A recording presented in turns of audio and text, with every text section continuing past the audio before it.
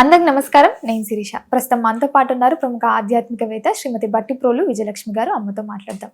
నమస్కారం అమ్మ. నమస్కారం అమ్మా. అమ్మ, విశేషంగా మన ఉగాది నుంచే వసంత నవరాత్రులు ప్రారంభమవుతాయంట. మరి వసంత నవరాత్రులు ఇది వరకు చేస్తున్న వారు ఓకే, ఇప్పుడు కొత్తగా ఎవరైనా చేయాలనుకుంటే ఎలాంటి విధి విధానాలు పాటించవచ్చు అంటారు? 9 రోజులు అంటే శ్రీరామనవమి వరకు చేయాలనుకుంటాను కదా, మరి ఈ 9 రోజులు ఎలాంటి విధి విధానాలు పాటించాలంటే? మనకి సంవత్సరంలో వచ్చేటటువంటి నవరాత్రుల్లో చైత్రమాసం నుంచే మనకి సంవత్సరం మొదలవుతుందంటే ఇది మొట్టమొదటి నవరాత్రులు. ఉగాది నుంచి శ్రీరామనవమి దాకా 9 రోజులు. ఉగాది పాఠ్యం నాడు, అది నవమి నాడు. ఈ 9 రోజులు వచ్చేటటువంటి ఈ 9 రాత్రులు ఉన్నాయి కదా, వీటిల్ని నవరాత్రులు అన్నాం. వసంత ఋతువు ఇది. మనకి మొత్తం సంవత్సరంలో 6 ఋతువులు. 6 ఋతువుల్లో ఇది మొదటి ఋతువు. మన చైత్రం నుంచి లెక్క వేసుకుంటే మొదటి ఋతువు. చైత్ర వైశాఖాలు వసంత ఋతువు. ఈ చైత్ర వైశాఖాల్లో మొట్టమొదట మనకు ప్రారంభమవుతూనే అమ్మవారి నవరాత్రులతో ప్రారంభమవుతాయి. వసంతం అన్నాం కానీ వసంతుడు వచ్చాడు. వసంతుడు అమ్మవారి వలననే ప్రాణం పోసుకున్నాడు. అంటే మొట్టమొదట వసంతుడు రతి మన్మధులు ఇద్దరూ కలిసి శివుణ్ణి మళ్ళీ ఆయన పూర్తిగా తపస్సులో ఉంటే ఆ తపస్సుని బ్రేక్ చేసి పార్వతిని మళ్ళీ వివాహం చేసుకుంటే వాళ్ళకు ఒక పుత్రుడు కలిగితే ఆ కలిగినటువంటి పుత్రుడు తారకాసురుడు వంటి గొప్ప రాక్షసుడిని సంహరిస్తాడని అందరూ ఆశపడుతున్నారు. ఈయనేమో తపోదీక్షలో కూర్చున్నాడు, లేవడు. ఈ సతీదేవేమో మళ్ళీ తిరిగి పార్వతిగా పుట్టి శివుడికే సప్పజేలు చేసుకుంటోంది. ఆయన కన్ను తెరిచి ఇవిని చూస్తే కదా పెళ్లి చేసుకోవటమా కాదా, మళ్ళీ కాపురం చేయటమా అనే సమస్య. వీళ్ళకి కలిగిన పుత్రుడు ద్వారా మాత్రమే మరణిస్తారని తారకాసురుడు అనేటటువంటి ఒక భయంకరమైన రాక్షసుడు వరం పొందాడు. మరి కనుక వీళ్ళిద్దరూ పెళ్లి చేసుకోవాలి, పిల్లల్ని కనాలి. ఆ పుట్టినటువంటి కొడుకు వచ్చి తారకాసురుడిని చంపాలి. ఆ తారకాసురుడు ఈ లోపల వెర్రవీగిపోతున్నాడు. మొత్తం అందరినీ చాలా కష్టాలకు గురి చేస్తున్నాడు. రాక్షసులు అంటేనే అందరికీ ఇబ్బందులు పెట్టేవాళ్ళనే కదా రాక్షసులు అంటాం. ఇప్పుడు కూడా అసలు ఎవరైనా మన ఇబ్బంది పెడుతుంటే రాక్షసుడల్లే ఉన్నాడు అనే మాట మనం ఎంత అంటుంటాం, అవునా? ఈ రకంగా అన్నమాట. కనుక ఈ చాలా మంది రాక్షసులు అంటే దళితులు అనుకుంటారు. రాక్షసులు అంటే దళితులు మాత్రమే కాదు, అందరూను రాక్షస జాతి అందరిలో ఉంటుంది. బ్రహ్మరాక్షసుడు లేడు కనుక రావణ బ్రహ్మ, ఆయన రాక్షసుడే కానీ బ్రాహ్మణ జాతి వాడు. ఇలా అన్ని జాతుల్లోనూ ఈ రాక్షస తత్వం ఉంటుంది మనసుల్లో. వాళ్ళలో ఆ రాక్షస తత్వం ఉంటే వాళ్ళు రాక్షసులు అనబడతారు, దైవతత్వం ఉంటే దేవతలు అనబడతారు. కనుక ఈ రాక్షస సంహారం, తారకాసురుడి సంహారం జరగాలంటే పార్వతీదేవికి శివుడికి పెళ్లి కావాలి. పెళ్లి కావాలంటే ముందర అసలు వాళ్ళలో ప్రేమ అంకురించాలి. ఎవరినైనా మనం ఎందుకు పెళ్లి చేయాలని చేసుకుంటారని అనుకుంటే వాళ్ళిద్దరి మధ్య ఒక మంచి భావం ఒకటి రావాలి. ఆ ప్రేమ పుట్టించేవాడు వసంతుడు, అంటే కాముడు, మదనుడు, ఈ మన్మధుడు, ఇన్ని పేర్లు ఉన్నాయి ఆయనకి. ఈ మన్మధుడిని దేవతలందరూ ప్రేరేపించి పంపిస్తారు. పాపం మన్మధుడు గబగబా చేసేసుకుంటానని చెప్తాడు. అంటే ఇంతమంది దేవతలు వచ్చి కదా నన్ను శివుడు అంతటి వాడిని పడేయమని అడుగుతున్నారు, కామంలోకి, మోహంలోకి, ప్రేమలోకి అని వచ్చాడు. రతి చెప్తుంది, జాగ్రత్త, వద్దునైనా దాళ్ళ జోడికి వెళ్ళటం మంచిది కాదు, మన ఇద్దరం కొంచెం దూరంగా ఉందామని అంటుంది భర్తతో. అబ్బే ఆయన వినడు. నువ్వు కూడా రా. భార్యాభర్త ఇద్దరూ కలిసి వాళ్ళ ఎదురుకుండా వీళ్ళు చేసేటటువంటి సరస సల్లాపాలు చూసి వాళ్ళకి మొహం పుట్టాలి. అప్పుడు వీళ్ళిద్దరూ పెళ్లికి రాజీ అయిపోవాలి, వివాహం, సంతానం అదంతా మళ్ళీ తదనంతరం అని బయలుదేరతారు. బయలుదేరాక అసలు ఏమిటి తనకి, ఎందుకు ఇలాంటి మార్పులు, ఏదో దేహంలో మార్పులు జరుగుతున్నాయి ఏమిటి అని శివుడు చూస్తే ఎదురుకుండా వీళ్ళిద్దరూ రతి మన్మథులు ఇద్దరు కనిపించారు. ముఖ్యంగా మదనుడు కనిపించాడు. కనిపించగానే మూడో కన్ను తెరిచాడు, అక్కడ బూడిదైపోయాడు. ఆయన మన్మథుడు బూడిదైపోయాడు. మన్మథుడిని అనంగుడు, అంటే అంగాలు లేనివాడు అయిపోయాడు. అయిపోయాక రతి ఏడ్చుకుంటూ పాపం రతి దేవతల దగ్గరికి వెళ్ళింది.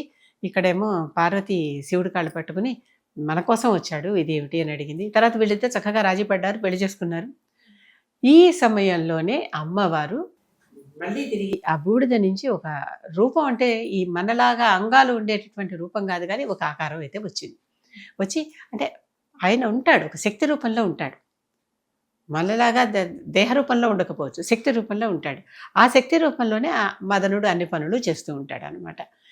అటువంటి మదనుడు వచ్చినటువంటి మాసం ఋతువిది, అంటే ఆ మదనుడు వీరవిహారం చేసే ఋతువిది.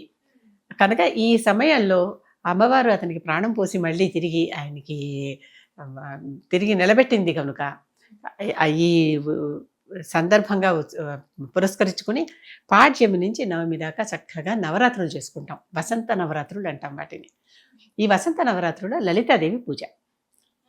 ఇప్పుడు ఆశ్వీజం నెలలో మనం ఈ వారం ఇది వేయాలి, ఈ అలంకారం, ఈరోజు ఈ అలంకారం వేయాలి అని ఏవో ఇలాంటివి కొన్ని చెప్పుకుంటూ ఉంటారు. అవి కూడా మనం పెట్టుకున్నవే కానీ పురాణాల్లో ఎక్కడా లేవు. అమ్మవారికి ఇన్ని రూపాలు ఉన్నాయి కనుక కొన్ని ప్రముఖమైన రూపాలు తీసుకుని, అందుకే ఒక గుళ్ళో 1 రూపాయలు వేస్తే ఇంకో గుళ్ళో ఇంకో అలంకారం వేస్తూ ఉంటారు. గమనించారా? ఎందుకంటే ఆ దేవి భాగవతం ప్రకారం అమ్మవారికి ఎన్ని రూపాలు ఉన్నాయో తీసుకుని అన్ని రూపాలని అక్కడక్కడ మనం చూపిస్తూ ఉంటాం. నవదుర్గలని ఒక చోట అలా ఆ విధంగా. అలాగే ఇక్కడ కూడా అమ్మవారి లలితా రూపాలే, అంటే ఈ లలితా రూపాలు కూడా చక్కటి సాత్వికమైన రూపాలమ్మ. ఎందుకంటే ఇది వసంత మాసం కదా, వసంత ఋతువు కదా, చక్కగా మంచి రోజులు కదా, కనుక చక్కటి సాత్వికమైన రూపాలు లలిత, అన్నపూర్ణ, గాయత్రి ఇలాంటి రూపాలు మీ ఇష్టం. ఇలాంటివి 9 రూపాయలు తీసుకోండి, 9 కాదు 90 రూపాయలు తీసుకోండి, వాటిల్ని ధ్యానించండి. ప్రధానంగా లలిత, లక్ష్మీ సరస్వతిని కూడా ధ్యానించవచ్చు. వాళ్ళు కూడా చక్కగా కమలాత్మిక, భువనేశ్వరి, ఈ రూపాలన్నీ కూడా చక్కటి సరస్వతి, ఇవన్నీ కూడా మనకి దేవతా రూపాలే కదా. కనుక వీటిల్ని తీసుకుని ధ్యానించుకుంటూ మన రక్షణ కోరుతూ అమ్మవారిని ప్రార్థిస్తూ ఆవిడ కటాక్షం కోరుకుంటూ చేసేటటువంటి పూజలు ఈ 9 రోజులు చక్కగా చేయొచ్చు. అలవాటు ఉన్నవారు కలశం పెట్టుకుని చేయొచ్చు, అలవాటు లేని వారు ఒక పటం పెట్టుకోండి. మామూలుగా ఇంట్లో మీ ఇంట్లో పటం ఉంటుంది. అమ్మా ఇది సాయంత్రం పూట ప్రారంభించవచ్చు అంటారా, లేకపోతే ఉగాది పొద్దున్నే చేసి? పేరు రాత్రులు మన అలవాటు ప్రకారం మనం ఉదయం చేస్తున్నాం, కానీ రాత్రి పూట తప్పనిసరిగా దేవతలకి దీపాలు పెట్టి హారతులు ఇచ్చి పూజలు చేసి ఏదైనా పారాయణాలు చేస్తే మంచిది. హ్యాపీగా ఉగాది సాయంత్రం ఇప్పుడు రాత్రి పేరులోనే ఉంది కదా నవరాత్రులు అని ఉంది. అవును, కనుక ప్రభాతం కంటే ఇక్కడ ప్రదోషం ఎక్కువ ఫలితం. కనుక ఆ సమయంలో అంటే సూర్యాస్తమయం తర్వాత మొదలుపెట్టి చక్కగా ఇవన్నీ చేసుకుంటే చీకటి పడిపోతూ ఉంటుంది కదా, అప్పుడు చక్కటి అమ్మవారు కూడా చక్కగా సంతోషిస్తారనమాట. పండుగతో కలిసి ఎప్పుడు పౌళింపు సేవ చేయొచ్చు మన ఇంట్లోనే పెట్టుకుని కదా. ఆ పౌళింపు సేవ చేసుకుని అక్కడ చక్కగా మన అమ్మవారు మన ఇంట్లోనే పడుకుందంటే మనకి ఎంత ఆనందం.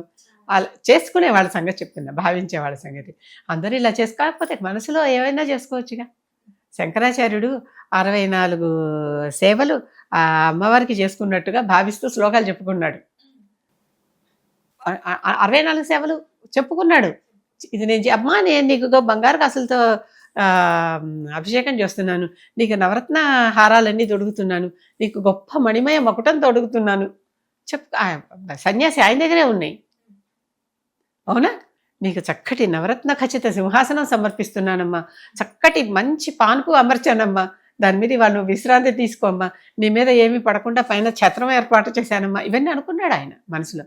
చేస్తున్నట్టుగా భావిస్తుంటే మనం భావించడమే కదా.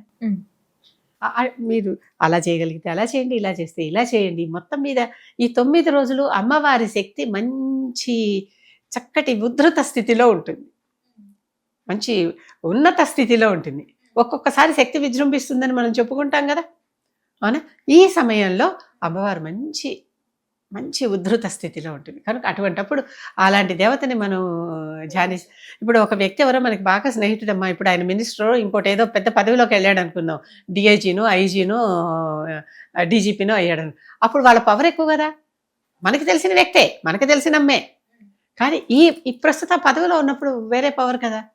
కనుక ఆ రకంగా ఈ 9 రోజులు ఆ అమ్మవారికి విశేషమైన పవర్ ఉందన్నమాట, మహత్తు ఉంది.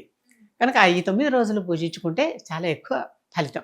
ఈ 9 రోజులు లలితా పారాయణాలు చేసుకోండి, చక్కగా నలుగురికి లలితా పారాయణం పుస్తకాలు పంచిపెట్టండి. నా పుస్తకాలు కూడా ఉన్నాయి, పంచిపెట్టండి. అంతేకాదు లేదా లలిత త్రిశతి లాంటివో ఏవో చదువుకోండి. నలుగురిని పిలిచి ముత్తైదుల్ని లలిత అమ్మవారిగా రోజుకొకరిని పిలిచి భావించి వాళ్ళని కూర్చోబెట్టి వాళ్ళకి తాంబూలాదులు ఇవ్వండి. చేయొచ్చు కదా. అవును, చేయొచ్చు ఇలాంటివన్నీ. ఎందుకంటే అమ్మవారు ఆ సువాసినులను అర్చిస్తే ఇష్టపడుతుంది, పిల్లల్ని కుమారి బాల వీళ్ళందరినీ అర్చిస్తే ఇష్టపడుతుంది. ఇవన్నీ ఉన్నాయి కదా మనకి. చక్కగా చట్టు పిల్లల్ని, చిన్నపిల్లల్ని 3 ఏళ్ళు 4 ఏళ్ళు 5 ఏళ్ళు 6 ఏళ్ళ పిల్లల్ని తీసుకొచ్చి వాళ్ళని కూర్చోబెట్టి బాల అని చెప్పి వాళ్ళకి చేయండి, చేసుకోవచ్చు కదా. చేసుకోవచ్చు. చక్కగా 9 రోజులు 9 రకాలుగాను ఆవిడ్ని సంతోషపెట్టండి, మీరు సంతోషపడండి. ఈ వసంత నవరాత్రుల ప్రత్యేకత ఇది. కనుక ముఖ్యంగా వసంతుడు పునరుజ్జీవనం పొంది ఆ లలితాదేవి ద్వారా తిరిగి యాక్షన్లోకి వచ్చాడు కనుక, అంటే మళ్ళీ తిరిగి తన కార్యక్రమాదులు మొదలు పెట్టుకున్నాడు కనుక ఈ సమయం చాలా ముఖ్యమైన సమయం. అమ్మ ఆహార నియమాలు కూడా సేమ్ అలాగే శాకాహారమే తినాలా? ఎప్పుడు కూడా పూజ చేసేటప్పుడు సాత్విక ఆహారం చాలా చాలా చాలా మంచిది. అలాగని మాంసాహారం తప్పు అని నేను చెప్పటల్లా. సృష్టిలో అన్నీ ఉన్నాయి. లేనిదేవి మనకి కొత్తగా ఏదో అది మనం తీసుకొని వచ్చి చేయటంలా. నరమాంస భక్షకులు కూడా మనకి వాతాపి, ఇల్వలుడు ఉన్నారని మన పురాణాలు చెప్పుకున్నాం. అగస్త్యుడు వాళ్ళని శిక్షించాడు, చంపేశాడు అని. అంటే అలాంటి అవి కూడా ఉన్నాయి మనకి. అంటే ఏమవుతుంది, అన్ని రకాలు ఉన్నప్పటికీ మనం ఇవాళ ఏం పని చేయదలుచుకున్నాం? ఇవాళ అమ్మవారి పూజ చేసుకుంటున్నాం, సాత్విక పూజ. అందులో సాత్విక దేవతలనే పూజించండి ఈ 9 రోజులని కూడా చెప్పాను నేను. అదే అదే ఆశ్వేజ మాసంలో అయితే ఆవిడ మహిషాసుర మర్దనం చేసింది. అప్పుడు మీరు వేరే, అప్పుడు రాజసం, అది వేరే. కనుక ఇప్పుడు సాత్వికమైన భోజనం మాత్రమే చేయండి, చేస్తే మంచిది. లేదు మేము చేయలేకపోతున్నాం, కనీసం పొద్దున్న తిన్నా సాయంకాలం ఆ పూజ చేసుకునే సమయానికి అవి కాకుండా చక్కగా పళ్ళు, పాలు, పరమాన్నాలు, భక్ష్యాలు ఇలాంటివన్నీ ఉన్నాయి కదా మీకు. ఈ రోజుల్లో అదే ప్రోటీన్లు కావాల్సినవి, అవే కార్బోహైడ్రేట్స్ కావాల్సినవి అన్నీ అలా దొరుకుతున్నాయా మనకి? అవే ఫ్యాట్ కంటెంట్స్తో అన్ని రకాలతోనూ ఆహారాలు తయారు చేసుకోగలుగుతున్నామా? రాజ్మాతో చేసినటువంటిది పూర్తి మాంసాహారంతో సమానం అని చెప్తారు. రాజ్మా అంటే మామూలు ధాన్యమే కదా, చెట్టుకు పండిన ఒక గింజే కదా కదా. ఇట్లాంటివన్నీ వైష్ణోదేవికి మేము వెళ్ళినప్పుడు ఆ కొండెక్కటానికి ఎనర్జీ కావాలని కింద మాకు రాజ్మా చావల్ అవన్నీ వండించి పెట్టారు. అది తిని ఎంత ఎంత మాకు ఎనర్జీ వచ్చినట్లో అనిపించింది అనమాట.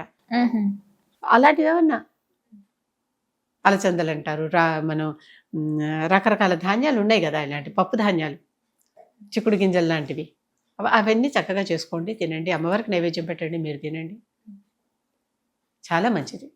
కనుక ఈ వసంత నవరాత్రులు ఈ రకంగా అమ్మవారి సేవలో గడిపితే చాలా శాంతంగా ఉంటుంది.